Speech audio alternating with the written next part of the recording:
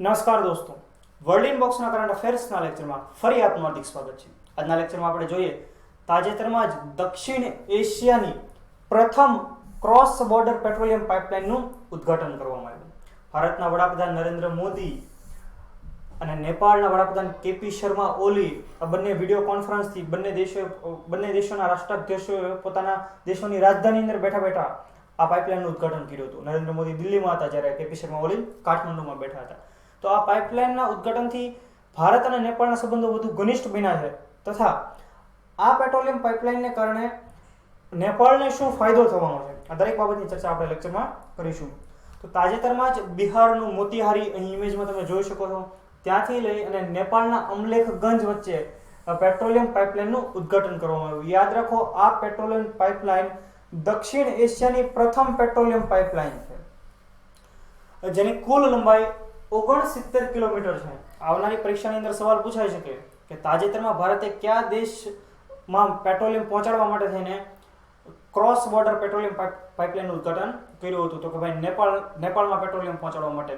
અને ક્યાંથી ક્યાં સુધી જશે તો કે બિહારના મોતીહારીથી નેપાળના અમલેખગંજ સુધી, અને જેની લંબાઈ છે 69 કિલોમીટર.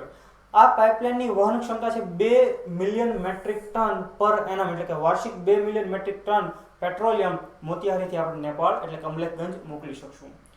હવે આ પેટ્રોલિયમ કે જે પાઇપલાઇન મારફતે નેપાળ જવાનું છે તેને કારણે નેપાળમાં પેટ્રોલિયમની કિંમતમાં કેટલો ફેર પડશે તો કે અંદાજિત પેટ્રોલિયમ પેદાશો ત્યાં ₹2 જેટલી સસ્તી થશે.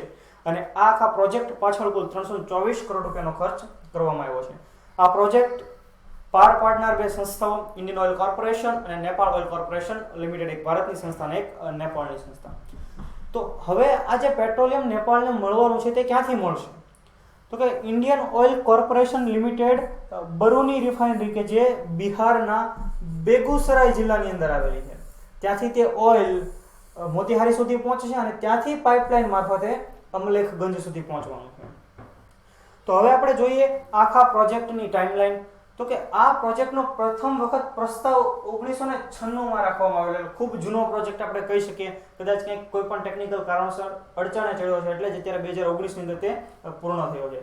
ત્યારબાદ 2014 ભારતની અંદર સરકાર પરિવર્તન પામી. નરેન્દ્ર મોદી પ્રથમ વખત ભારતના વડાપ્રધાન બન્યા અને ત્યારબાદ નેપાળના કાઠમંડુની મુલાકાતે તેઓ ગયેલા અને ત્યારબાદ આ પ્રોજેક્ટની અંદર ઘણી પ્રગતિ જોવા મળી.